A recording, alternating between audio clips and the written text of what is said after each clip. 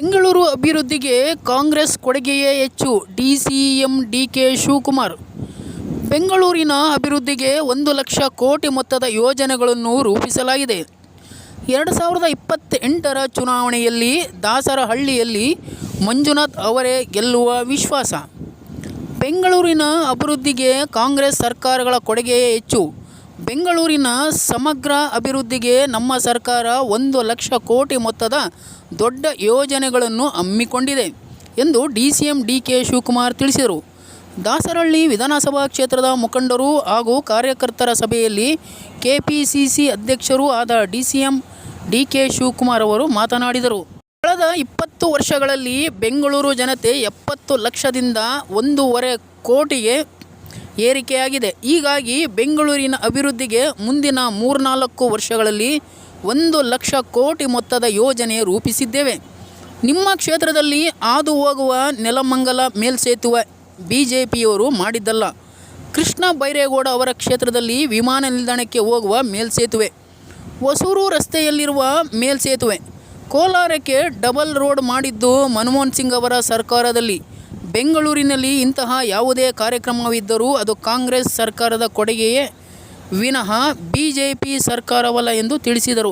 ಬೆಂಗಳೂರು ಬೆಳೆಯುತ್ತಿದೆ. ಹೀಗಾಗಿ ನಾವು ಗ್ರೇಟರ್ ಬೆಂಗಳೂರು ಪ್ರಾಧಿಕಾರ ರಚನೆ ಮಾಡಿದ್ದೇವೆ. ಇದರಲ್ಲಿ ಎಷ್ಟು ಪಾಲಿಕೆ ಮಾಡಬೇಕೆಂದು ಚರ್ಚೆ ಮಾಡಲು ಸಚಿವರು ಹಾಗೂ ಶಾಸಕರ ಸಭೆ ಮಾಡಿದ್ದೇನೆ. ಇನ್ನೊಂದು ವಾರದಲ್ಲಿ ಮತ್ತೊಂದು ಸಭೆ ಮಾಡಿ ಅಂತಿಮ ತೀರ್ಮಾನ ಮಾಡಲಾಗುವುದು. ಪಾಲಿಕೆ ರಚಿಸಿ ಪ್ರಜಾಪ್ರಭುತ್ವ ವ್ಯವಸ್ಥೆಯಲ್ಲಿ ಚುನಾವಣೆಯನ್ನು ಮಾಡುತ್ತೇವೆ. ಹೊಸ ಪಾಲಿಕೆ ಸದಸ್ಯರು ಆಯ್ಕೆಯಾಗಬೇಕು. ಮುಂದೆ ದಾಸರಹಳ್ಳಿಯಲ್ಲಿ ಶಾಸಕ ಹಾಗೂ ಕಾರ್ಪೊರೇಟ್ ಸ್ಥಾನಗಳು ಕಾಂಗ್ರೆಸ್ ಪಕ್ಷಕ್ಕೆ ಎಂಬ ನಂಬಿಕೆ ಇದೆ ಎಂದು ತಿಳಿಸಿದರು.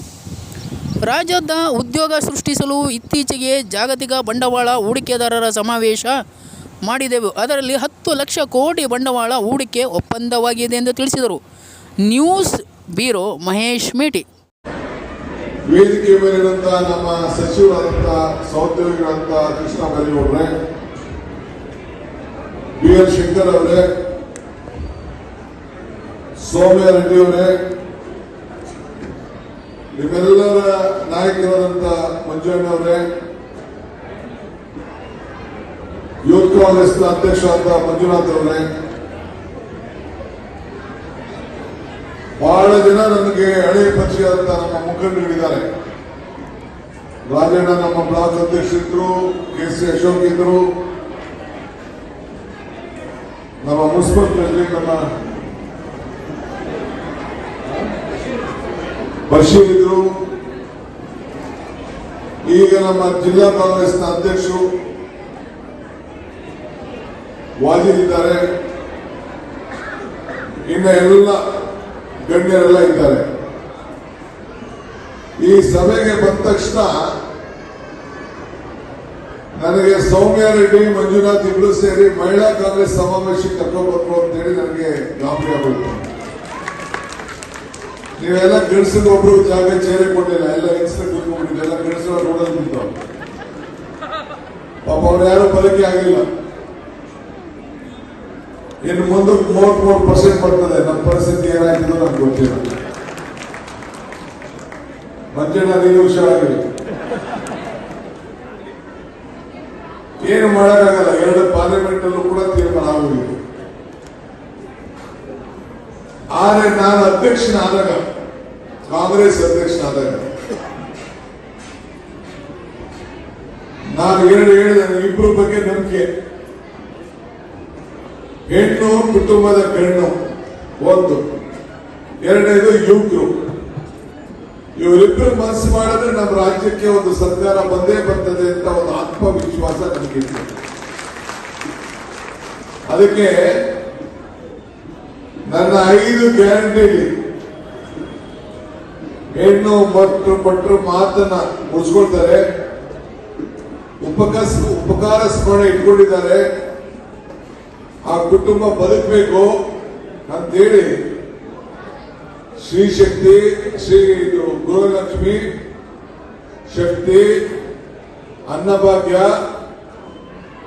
ಗೃಹಜ್ಯೋತಿ ಇವೆಲ್ಲ ಕೂಡ ನೇರವಾಗಿ ಹೆಣ್ಣಿಗೆ ಸಮಾನವಾದ ಉಪಯೋಗ ಬರುತ್ತೆ.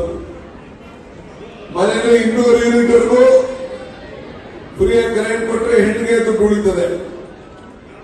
2,000 ರೂಪಾಯಿ ಹೋದ್ರೆ ಹೆಣ್ಣಿಗೆ ಹೋಗ್ತದೆ ಆ ಕರೆಂಟ್. ಹೆಣ್ಣು ಮಕ್ಕಳಿಗೆ 2,000 ರೂಪಾಯಿ ಅಕೌಂಟ್ಗೆ.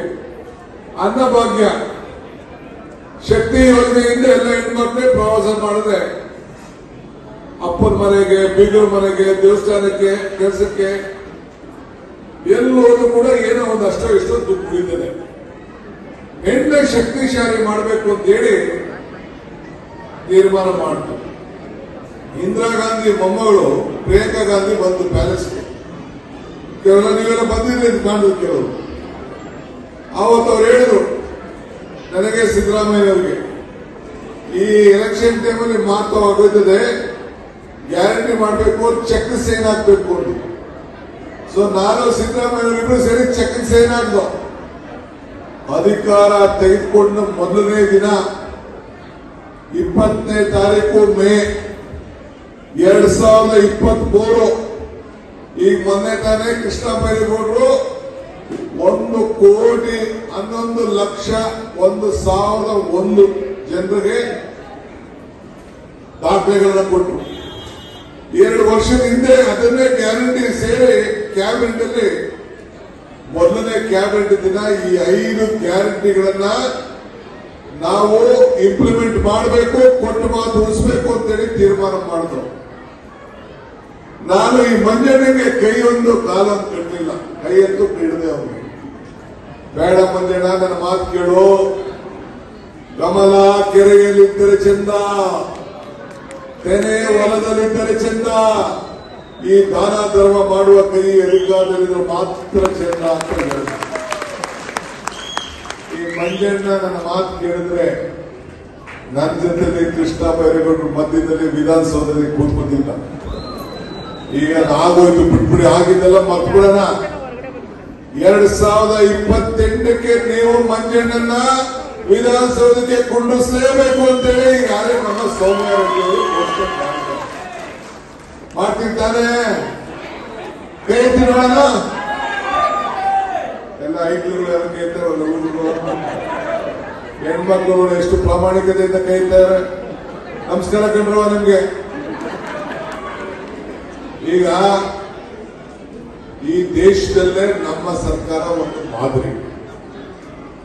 ನಾವು ನಮ್ಮ BL ಶಂಕರ್ ಹೇಳ್ತಾ ಇರ್ತಾರೆ, ಬಿಜೆಪಿಯವರು ಭಾವನೆ ಮೇಲೆ ರಾಜಕಾರಣ ಮಾಡ್ತಾರೆ, ನಾವು ಬದುಕಿನ ಮೇಲೆ ರಾಜಕಾರಣ ಮಾಡ್ತೀವಿ. ನಿಮ್ಮ ಬದುಕು ನಮಗೆ ಮುಖ್ಯ. ಒಂದು 5,000 ರೂಪಾಯಿ ನಿಮ್ಗೆ ಉಳಿದ್ರೆ, 5,000 ರೂಪಾಯಿ ಉಳಿದ್ರೆ ಎಷ್ಟು ನಿಮ್ಗೆ ಅನುಕೂಲ ಆಗ್ತದೆ. ಆ ದೃಷ್ಟಿಯಿಂದನೇ ಬೆಲೆ ಏರಿಕೆ ಎಲ್ಲ ಗಗನ ಕೊಟ್ಟೋಯ್ತು. ನಿಮ್ಮ ಆದಾಯ ಎಲ್ಲ